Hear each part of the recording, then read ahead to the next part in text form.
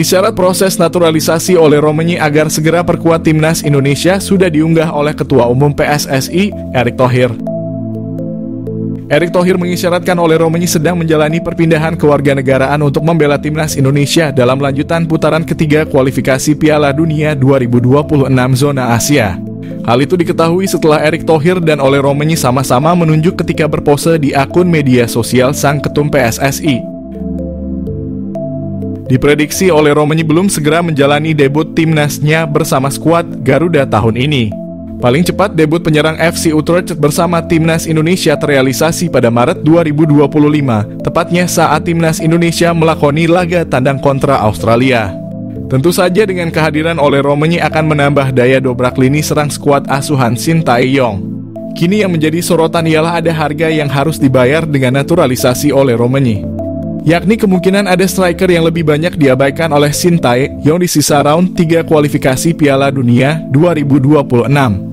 Striker yang sangat mungkin minim mendapatkan panggilan di sisa 5 pertandingan putaran ketiga.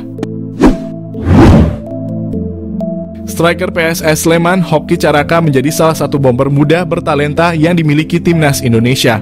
Hoki selalu dilirik oleh STY sepanjang round 3. Meski demikian, Hoki Caraka belum dimainkan sama sekali. Serupa dengan Hoki Caraka, striker Persib Bandung Dimas Derajat juga sangat mungkin terkena dampak kehadiran naturalisasi oleh Romagnoli. Pasalnya dari 5 laga di putaran 3 kualifikasi Piala Dunia 2026, mantan striker Persikabo ini sekalipun belum memperoleh menit bermain. Catatan lebih baik justru dihasilkan penyerang Persebaya Surabaya, Malik Rizaldi. Kendati baru membukukan 2 caps bersama timnas Indonesia, dia sudah pernah dimainkan oleh Shin Tae-yong pada kualifikasi Piala Dunia 2026. Dirangkum dari laman Transfermarkt, Malik Rizaldi membukukan catatan waktu 63 menit dalam 2 pertandingan bersama timnas Indonesia. Kecenderungan cedera yang dialami Malik Rizaldi sangat mungkin membuatnya disingkirkan oleh Shin Tae-yong demi jaminan tempat bagi Romagnoli. Nasib yang mirip dengan Dimas Derajat maupun Hoki Caraka juga dimiliki bomber Persis Solo, Ramadan Sananta. Dari 5 laga yang sudah dimainkan timnas Indonesia, Ramadan Sananta sekali berada di daftar pemain. Tepatnya saat menahan imbang Arab Saudi, itu pun tidak dimainkan. Selebihnya, Ramadan Sananta dicoret dari daftar 23 pemain yang dibawa timnas Indonesia untuk bertanding. Nama yang paling mengejutkan ialah Rafael Struijk. Penyerang Brisbane Roar Australia tersebut selalu menjadi langganan Shin Tae-yong di round 3. Bahkan dia sudah mengukir 1 gol, tepatnya kala menahan imbang Bahrain. Akan tetapi Struijk belum lama ini memperoleh kritik karena secara performa mengalami penurunan. Jika dikomparasikan dengan Ragnar Oratmangoen, Struijk sangat mungkin untuk terkena imbas dari kehadiran oleh Romagnoli di lini depan skuad Garuda.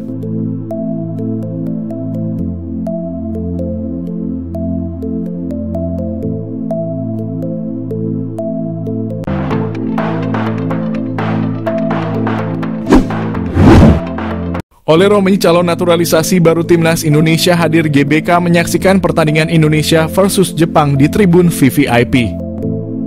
Kemunculannya di GBK pun membuat masyarakat geger, sebab Ole adalah pemain yang sudah ditunggu-tunggu oleh fans. Dirinya dianggap bisa jadi solusi dari tumpulnya lini depan timnas Indonesia. Namun sebelumnya, jelang pertandingan melawan Jepang, salah satu warga Twitter melalui kamera paparazzi membagikan foto oleh Romagnoli yang sedang berada di rumah sakit Jakarta. Sebelum akhirnya berfoto dengan Erick Thohir, Ole Romagnoli adalah pemain yang sama dengan Mads Hilgers dan Kevin Dix. Ole perlu waktu lama untuk mengatakan iya pada tawaran PSSI.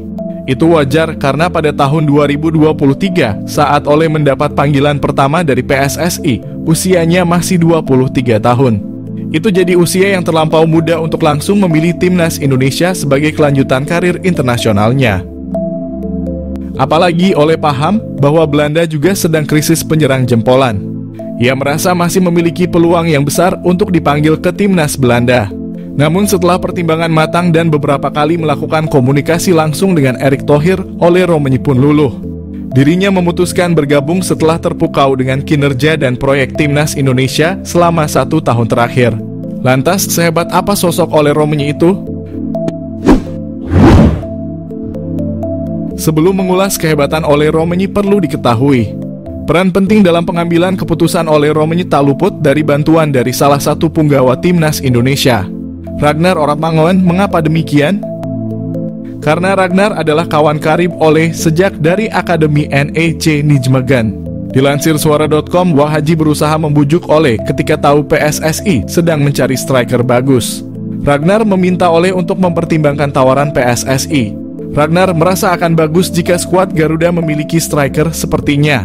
Skuad asuhan Shin Tae-yong sudah terbentuk dengan cepat selama 1 tahun terakhir.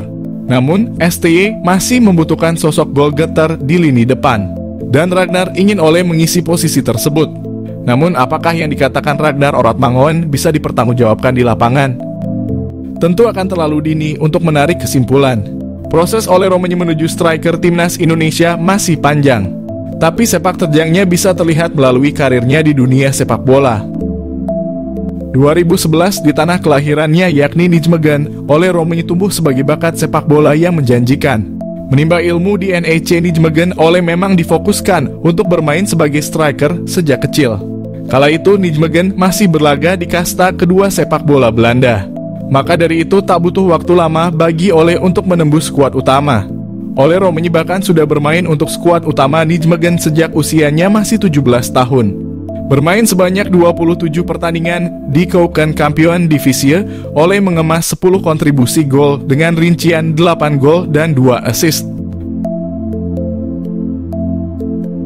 Berkat performanya yang menjanjikan, Ole telah menarik perhatian klub-klub top Eropa. Menurut arsip Football Espana, Ole Romenyi sempat masuk radar Real Sociedad, Norwich City, Leeds United, Brentford, dan beberapa klub papan tengah Liga Jerman dan Italia.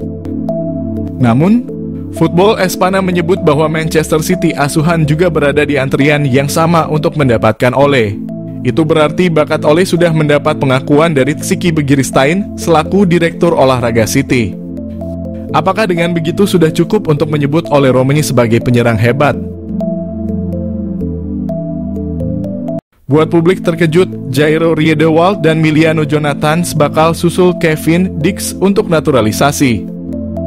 PSSI kembali menjadi pusat perhatian publik setelah beredar kabar mengenai rencana naturalisasi pemain keturunan Jairo Riedewald dan Miliano Jonathans yang disebut-sebut akan menyusul Kevin Dix. Kabar ini memicu beragam respons dari para pencinta sepak bola tanah air yang menantikan kehadiran pemain-pemain dengan kualitas internasional untuk memperkuat skuad Garuda.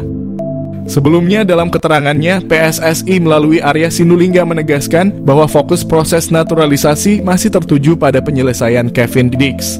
Namun diketahui kini Kevin Dix telah resmi WNI pada 8 November 2024 lalu. Kevin Dix memang menjadi salah satu pemain yang sudah lama diincar untuk memperkuat lini belakang timnas Indonesia, khususnya dalam menghadapi kompetisi internasional yang akan datang. Selesai proses Kevin Dix menjadi WNI, pecinta sepak bola tanah air pun berharap PSSI juga segera memproses naturalisasi Jairo Riedewald dan Miliano Jonathan. Perlu diketahui meski Jairo dan Miliano menjadi pemain yang ramai diperbincangkan patut untuk menembus dan memperkuat timnas Indonesia, proses naturalisasi pemain itu tidak dapat berjalan dengan mudah. Maka terkait rumor mengenai Jairo Riedewald dan Miliano Jonathan yang disebut-sebut akan menyusul Dix, Arya menjelaskan bahwa saat ini belum ada kepastian mengenai hal tersebut. PSSI masih belum memberikan lampu hijau untuk memulai proses naturalisasi bagi kedua pemain itu. Meski begitu, kehadiran nama-nama pemain keturunan ini tetap menjadi sorotan, terutama bagi publik sepak bola yang berharap agar timnas Indonesia bisa semakin kuat di bawah dukungan pemain-pemain dengan pengalaman internasional. Diketahui bahwa Jairo Riedewald merupakan pemain yang sudah berkarier di berbagai klub Eropa, sehingga kehadirannya diharapkan mampu menambah ketangguhan timnas Indonesia. Dengan pengalaman bermain di liga-liga luar negeri, akan menjadi daya tarik tersendiri bagi penggemar sepak bola Indonesia. Miliano Jonathan target naturalisasi timnas Indonesia. Suntikan tenaga tengah atau sayap, timnas Indonesia telah bertekad lolos ke putaran keempat kualifikasi Piala 2026. Untuk memuluskan misi itu, timnas Indonesia dikabarkan akan menambah kekuatan baru. Salah satu yang merupakan pemain santer yang telah diberitakan akan segera di WNI kan demi timnas Indonesia adalah Miliano Jonathans, yang merupakan penyerang Vitesse Arnhem yang bermain pada kasta kedua Belanda.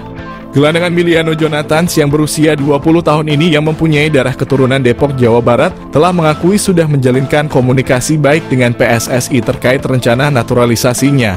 Apabila semuanya akan berjalan sesuai rencana, maka PSSI ini akan segera memproses naturalisasi Emiliano Jonathan sama seperti saat mereka melakukan terhadap Eliano Reinders dan Max Hilgers. Dengan kehadiran Emiliano Jonathan ini tentunya akan berdampak kepada daya gedor timnas Indonesia. Pemain yang mempunyai tinggi badan 178 itu tak hanya mampu sebagai gelandangan bertahan, akan tetapi ia juga mampu menjadi gelandang serangan, namun juga diplot sebagai penyerang sayap. Emiliano Jonathan juga pernah hadir dalam 10 pertandingan pada ajang Eredivisie dengan torehan 6 gol dan 2 assist. Pastinya torehan tersebut akan membuat Shin Tae-yong sangat berharap bahwa Emiliano bisa secepatnya bergabung dengan Jay Elzes dan kawan-kawan. PSSI diharapkan untuk tidak berlama-lama karena bisa saja Emiliano akan berubah pikiran karena dia juga mempunyai kans memperkuat timnas Belanda U21. Dengan skema 4-3-3 yang telah diterapkan oleh Shin Tae-yong, Emiliano sangat memungkinkan dalam mengisi sebuah posisi lini tengah bersama Tom Haye ataupun dengan Nathan Chuaon. Dan dia juga bisa dijadikan sebagai penyerang sayap kiri ataupun sayap kanan dalam upaya melancarkan aliran bola kepada dua tombak timnas Indonesia, Ragnar Orotmangoen dan Rafael Struijk.